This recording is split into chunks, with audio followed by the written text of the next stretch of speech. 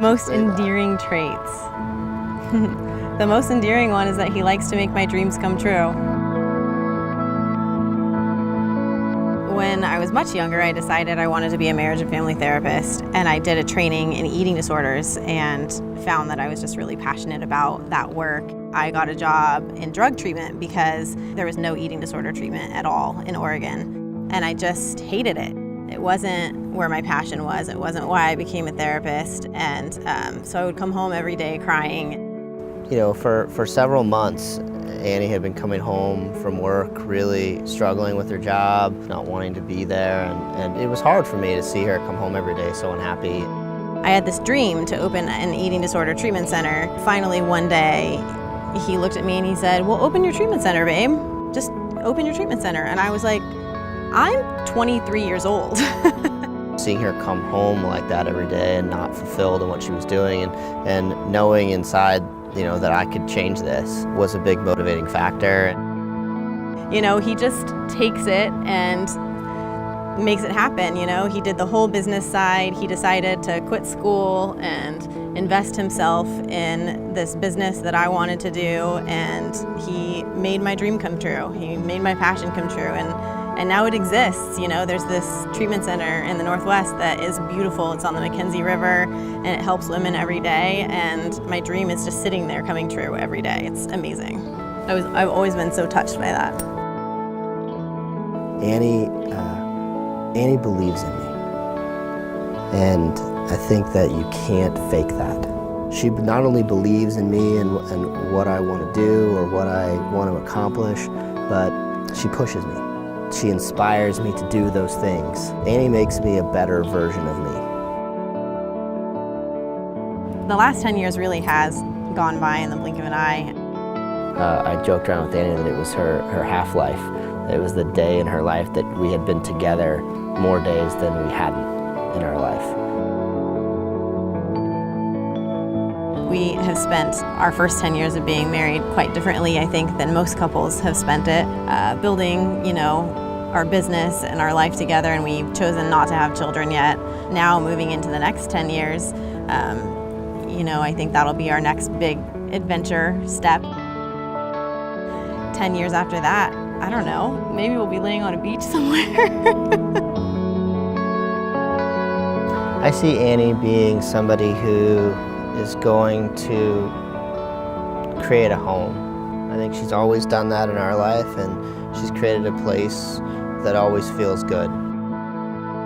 One of the things I really appreciate about her is her ability to create a loving, caring, comfortable environment, and I think that she'll do a fantastic job of that with our kids. It'll be always be a place where your kids want to come home to, and you know, when they go off to college or whatever, they can't wait to come home for Christmas. I've thought a lot about Tony as a father. I see him being an incredibly devoted dad, someone who wants to teach his children a lot about the way the world really is and how to actually operate in it. I'm going to teach our kids to dream, and he's going to teach our kids how to actually exist in the world in a way that they can be successful. I haven't always loved wine. In fact, I hardly even drank alcohol until I was probably 30 and really didn't like it. The reason I started drinking wine is because it's inappropriate in a social environment, you know, to not have a glass of wine with somebody. And when we first went to Napa, we started going around to the wineries, and we were standing in the tasting room, talking with each other, having a good time, and they're pouring, you know, tastings, and you know, all of a sudden it was good. Beautiful scenery. And it, you know, it wasn't the wine. It was the people. And I think, you know, being around our friends and having a great time with our friends and having wine be a part of that really started me on that track. You know, the whole concept of today was to sort of bring the old and the new together. So we asked our original wedding party to come, and then we asked people who were important to us today. We're just so appreciative that you're all in our lives, and love you. So, cheers. Here. Thank you, guys. I love Tony for so many reasons, big and little. I love that when we're on vacation and we've been out at the pool or the ocean, that when we get back to our hotel room, he always lets me take a shower first, which is just really nice. He doesn't want me to be cold. He is always able to make me feel safe, and he makes sure that I get to achieve my dreams and that I get to be everything that I wanted to be in this life, which I just feel so lucky.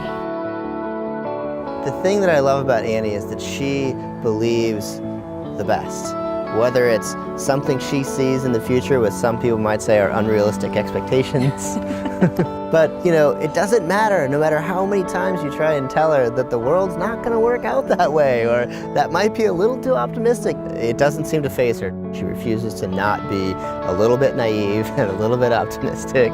And it's fantastic, because there's not that many people that believe that much good all the time.